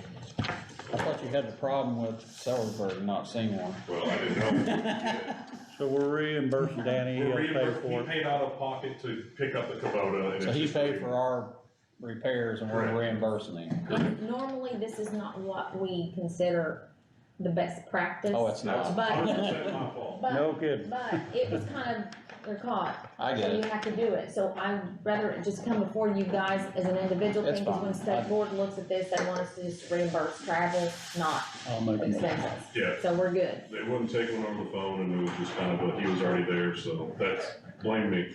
No, I'll it's not. I'll entertain to, well, if we get fined, we'll send that fine your way, but. You can redirect it to a different department. I'll, entertain a motion to accept the claim for Danny Basham of $646.60. John, I'll make the motion. John makes the motion, Randy. I just want to thank him for it and move on. All right, Randy seconds that, and I'll make that unanimous. Consideration of October 21st payroll. Everybody had an opportunity to look at the payroll docket? Yeah. I'll entertain a motion. See, I'll make a motion. Thank you, guys. John makes a motion to accept the payroll. Randy? Randy seconds that, and I'll make that unanimous, so. Also, consideration of the minutes for October the 5th, regular meetings. Everybody had an opportunity to look at those and approve them? Yes, sir. I'll approve it. John makes a motion to approve the minutes. Randy? I second. Randy seconds that, and I'll make that unanimous. Is our attorney still here? Not if he's smart. I know his back's hurting him, so. I'm sure he doesn't have anything, or else he'd be in here. Anybody, John, you got anything else? No, I don't think so. No.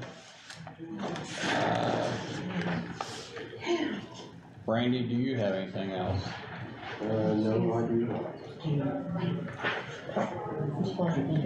So I'm going to ask a question, and maybe somebody can answer me.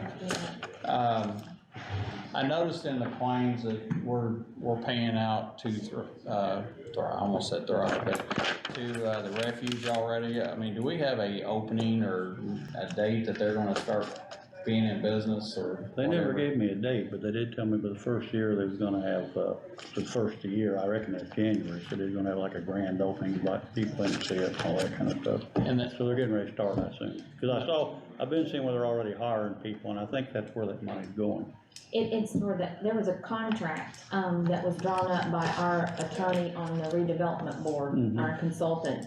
And it's for the educational component of that service, and it is, capped at $100,000 is what the redevelopment capped that at. Mhm. And then it's just being paid out in increments as that person works every month and builds that educational program there. And that's what is being distributed. I think it's right at $9,000 a month. yeah, And then that will be what is, and then it stops at 100. so I guess my question is, if they're not open,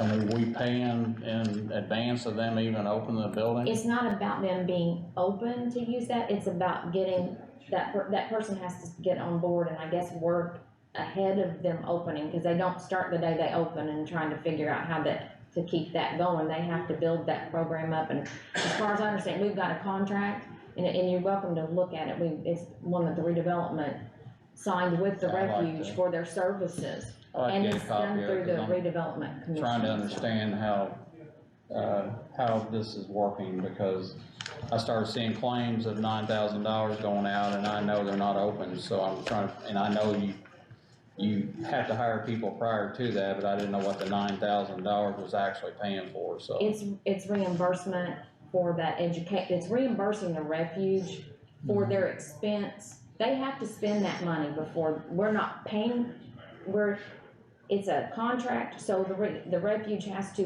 pay that amount out, and she sends me confirmation that she has paid that, $9,000, and we reimburse them, and up to that cap of $100,000. It's the same thing we do with fire departments. We don't buy their stuff for us. They send you the bill and you pay it. And I paid Yeah. their bill, but now it is the contract makes us have to Yeah. reimburse them. Yeah.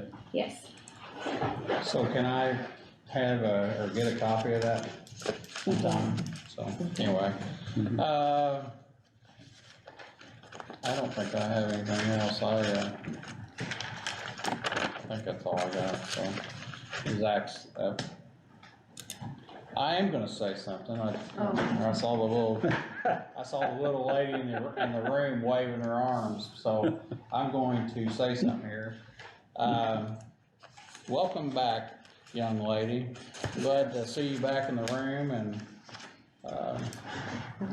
hopefully, you're not overwhelmed downstairs to the fact that you, No, well, there's a lot of sarcasm in that. I saw that. I do have, reports for the last 3 months for you all, and I'm really happy to pass that out to you.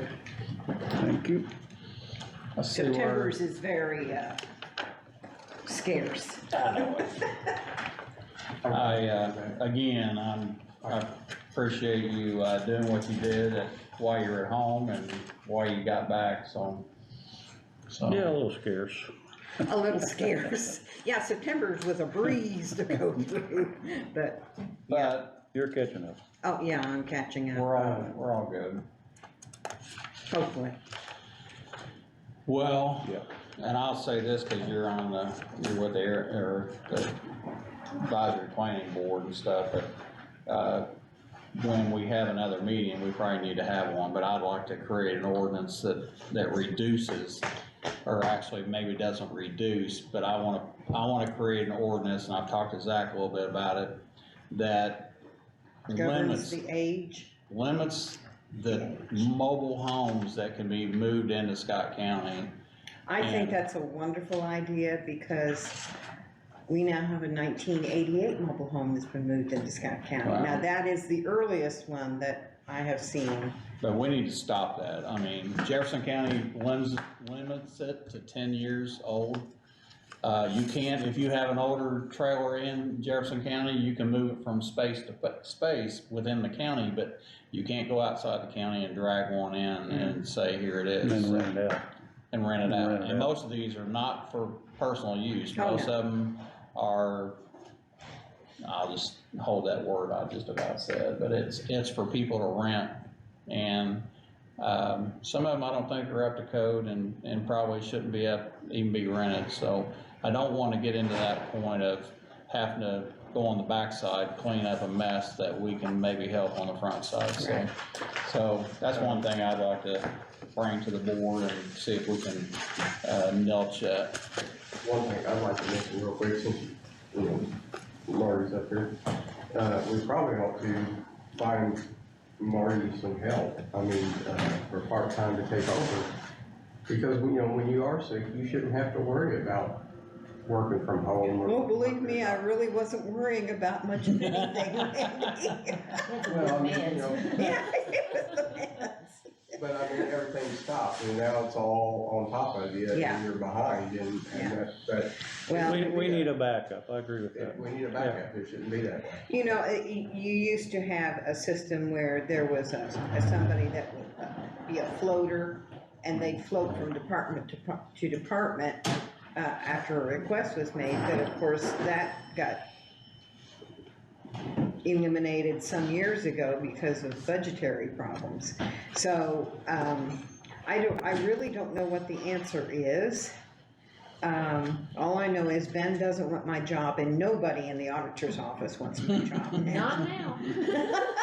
I get that, but Randy's right, we need to have you a backup, and actually the office that office a backup in case something happens, and we had some plans, but, you know, those plans kind of fell aside because of, you know, like, I wanna say logistics, I mean, Yeah. and then the other part of this, and it happens in every office that there is, and in every job there is, you have your way, and nobody knows your way.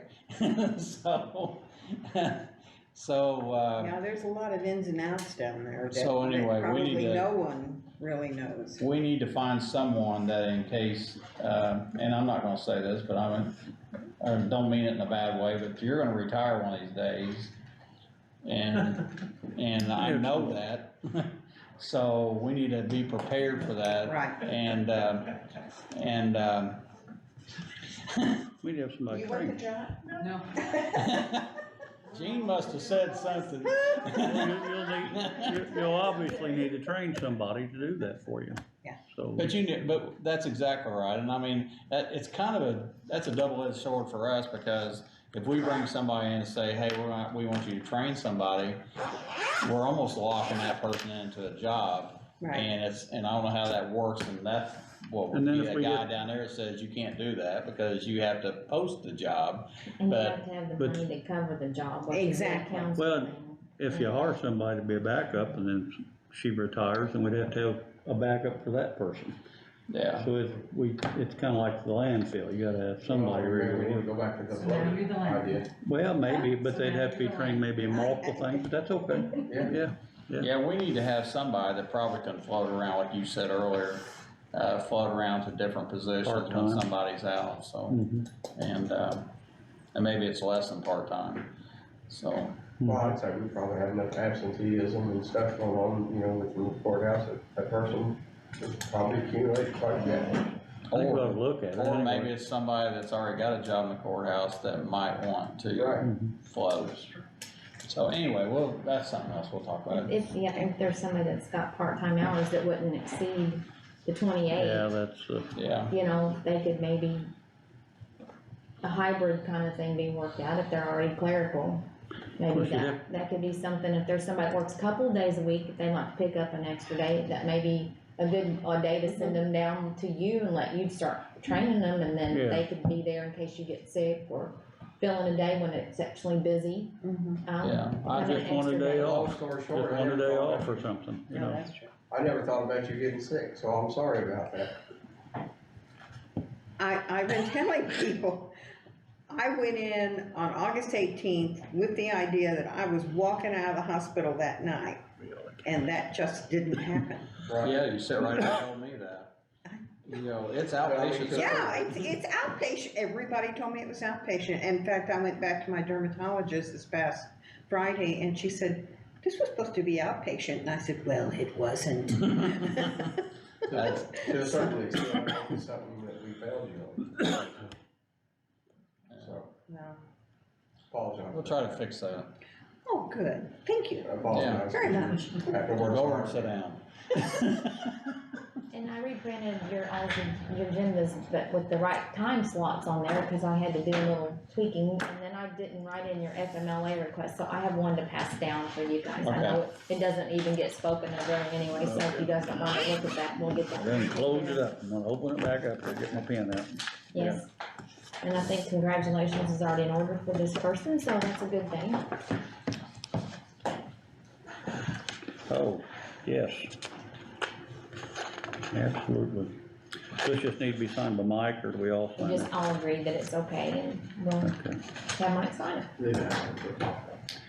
I'm not talking about that. I'm good with it. That's, And then here, pass this down too, because I think, it had to be Josh left that on my desk, because I was gone for a couple hours this afternoon, right for the meeting, so. That's one I think that you guys, Where are we at on moving this volume into full time? What? What now? Where we at on moving this on full-time for the? That has to go through the council, so I don't know if they appropriated the money for Have that. they talked I, about this? I believe, what I can remember is that they agreed to fund a full-time veteran service officer, okay? But I'm not for sure if they agreed to fund a full-time and a part, or just one full-time. That I'm not for sure about.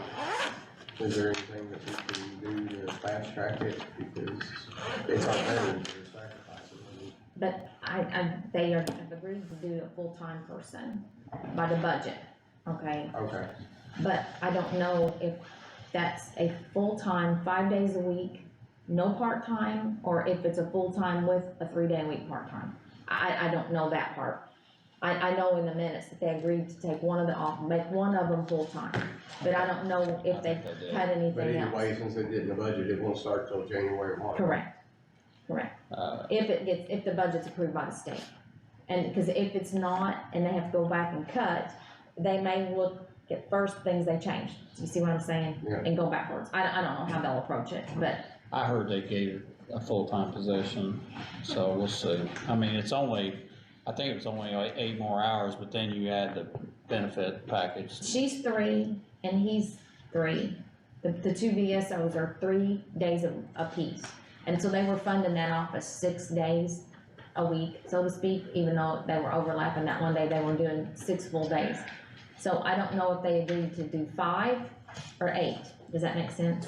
Yeah. Or any combination thereof, but one of them, I do know they moved one of the 2 possible positions in that department to full-time. Okay. Just one position, so I think that again bears out to, We'll probably have to take some action, something. I'll entertain a motion to accept this FMLA and allow me to sign for it. I'll make a motion, yeah. Randy makes a motion, John? John seconds, I'll make that unanimous. I have one last thing, and it's short, but, we had I've been here 6 years, the end of this year. We had a fire marshal inspection at this building, on August the 6th. And there's been a discussion with myself and our maintenance person, but, we were not notified that inspection even happened till October the 19th. And, there were, and I'm gonna say this off the top of my head, I'm gonna say there were between 12 and 15 violations, and some of them were small, some of them were not.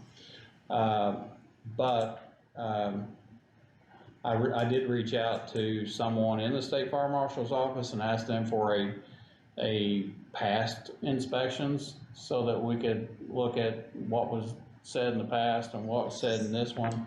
And 2 days after I asked that question, I got a response that said that they could not find where they've ever inspected the courthouse. So, makes me wonder why they did it. I guess they inspected it this year, and never have done it in, several years, I guess. But, just FYI, but I do, I have talked to Josh and made him aware that if for some reason anyone walks in this building and is going of an official capacity and asks to, or says they're gonna inspect something, that at least one of the commissioners know that person's in this building and not wait 14 days or whatever to inform us that, hey, by the way, we had an inspection, hey, by the way, we have all these violations. So I'm gonna be honest, I wasn't very happy. So anyway, I think that's rectified, and I know Randy's asked, I think, Josh to come up with some sort of checklist, just to randomly, check it out, make sure that everybody's don't have 15 things plugged into one electrical plug, like some people I know like to do. No different in my house probably, but there are things that we're not supposed to do.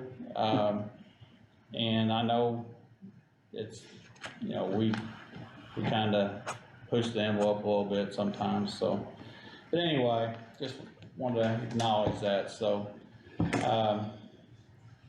that's all I got. So John, you still, don't have anything? Randy still don't have anything? Now, here's the checklist that Josh came up with. You got. Yeah, we all got one, so. And he's gonna be checking his every 2 weeks. And we should be getting these, I think he's checking the jail now too, isn't he might be. he? I think where they had to, I asked him to for all our county buildings. yeah. Anyway, he'll be giving these, I guess, to you, Tammy.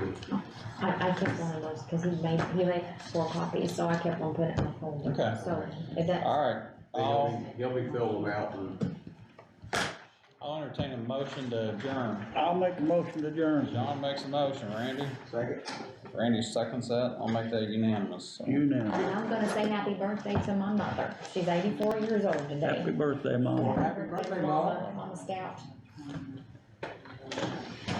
So do you have something